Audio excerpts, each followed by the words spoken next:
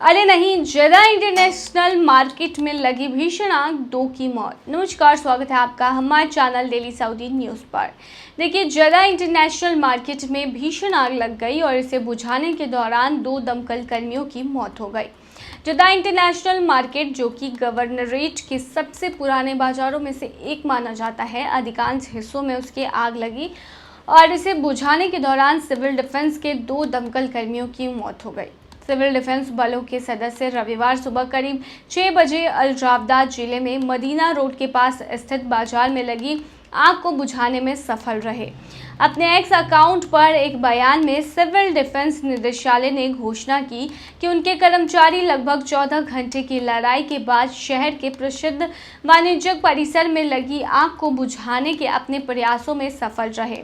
निदेशालय ने अकरम जुमा अल जौनी और अब्दुल्ला मनाही अल सुबाई की शहादत पर शोक भी व्यक्त किया।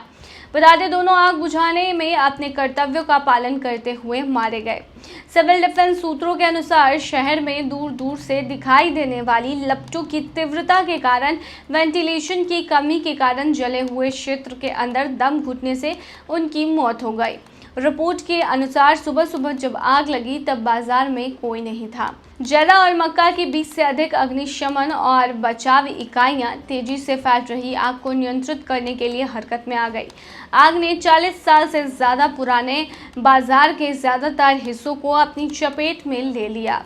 आग पर काबू पाने के बाद सिविल डिफेंस के कर्मचारी घटनास्थल पर कूलिंग ऑपरेशन करने और पुष्टि करने में लग गए थे कि मलबे के नीचे आग में कोई दबा हुआ तो नहीं है। आग की वजह से गेट नंबर 1 और 4 पर बाजार के सामने के हिस्से ढह गए। सूत्रों के अनुसार आग गेट नंबर 4 से शुरू हुई और फिर बाजार के दूसरे हिस्से में फैल गई। तुरंत सुरक्षा अधिकारी और सिविल डिफेंस की टीमें घटनास्थल पर पहुंची। आसपास की सड़कों को बंद कर दिया गया और बाजार के चारों ओर सुरक्षा घेरा लगा दिया गया। जदा इंटरनेशनल मार्केट जदा के सबसे पुराने शॉपिंग मॉल में से एक है और गवर्नरेट का पहला बंद बाजार है। 1981 में अस्तित्व में आया यह बाजार इत्र, घड़ियां, आभूषण, कपड़े, इलेक्ट्रॉनिक्स, बुटीक्स और रेस्टोरेंट की कई दुकानों के लिए प्रसिद्ध है। आग में बड़ी संख्या में दुकानें और स्टॉल जलकर खाक हो गए हैं। वहीं 2 दमकल कर्मी आग को बुझाते बुझाते मारे गए।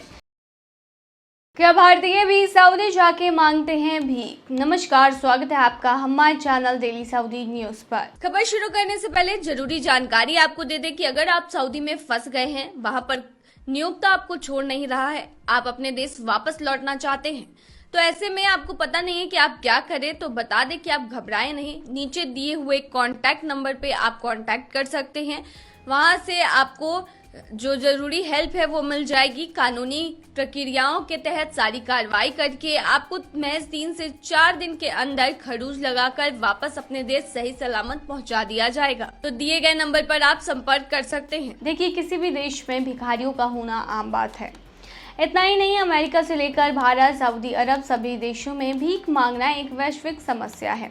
ऐसे में हम आपको बताएंगे कि क्या भारतीय भी सऊदी जाके भीख मांगते हैं। लेकिन आज हम आपको इससे पहले बताएंगे कि सऊदी अरब में सबसे ज़्यादा भिखारी किस देश के हैं। आपको जानकर हैरानी होगी कि सऊदी में भीख मांगना एक धंधा हो चुका है। इसके लिए दूसरे देशों से भिखारी फ्लाइट से आते हैं और यहाँ पर भीख मांगते हैं। हालांकि सऊदी में भीख मांगना अपराध की श्रेणी में आता है। दुनिया भर के अधिकांश देशों में गरीब लोग रहते हैं। भारत, सऊदी समेत कई देशों में भीख मांगना भी एक आम बात हो चुका है। हालांकि अब भिखारियों का मामला बदल चुका है, क्योंकि कई देशों में भिखारियों का एक पूरा समूह होता है और उसका एक लीडर होता है जो इस व्यापार को चलाता है। बता दें कि पाकिस्तान की हालात किसी से छिपी हुई नहीं है। पाकिस्तान आर्थिक संकट का सामना कर रहा है। इतना ही नहीं, पाकिस्तान सरकार के ऊपर लाखों करोड़ों का कर्जा चढ़ा है। पाकिस्तान में पेशेवर भिखारी हैं जो सऊदी समेत दूसरे देशों में जाकर भीख मांगते हैं।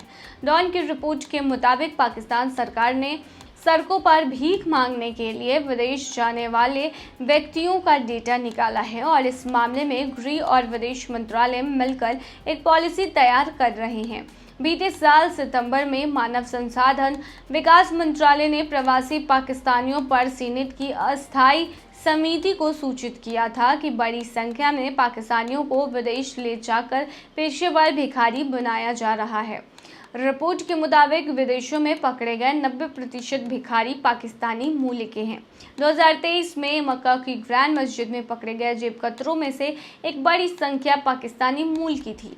इराक और सऊदी के राजदूतों ने इस मामले को पाकिस्तान सरकार के सामने उठाते हुए कहा था कि इन गिरफ्तारियों से उनकी जेलों में भीड़भाड़ बढ़ रही है। हालांकि भारतीय सऊदी जाकर भीख नहीं मांगते हैं, क्योंकि वहां से ऐसी खबर कभी नहीं आई या कोई रिपोर्ट नहीं आया जो ये दावा करता हो कि भारत के भिखारी से सऊदी की जेल बढ़ी है।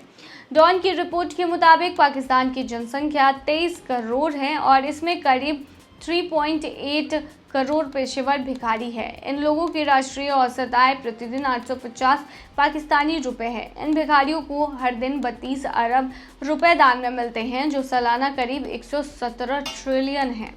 बता दें कि यह 42 बिलियन डॉलर के बराबर है। बीबीसी की भी एक रिपोर्ट के मुताबिक 2010 में कराची में 3000 बच्चे लापता हुए थे। एशियाई मानवाधिकार आयोग के मुताबिक पाकिस्तान की 2.5 से 11% आबादी भीख मांगकर गुजारा कर रही है।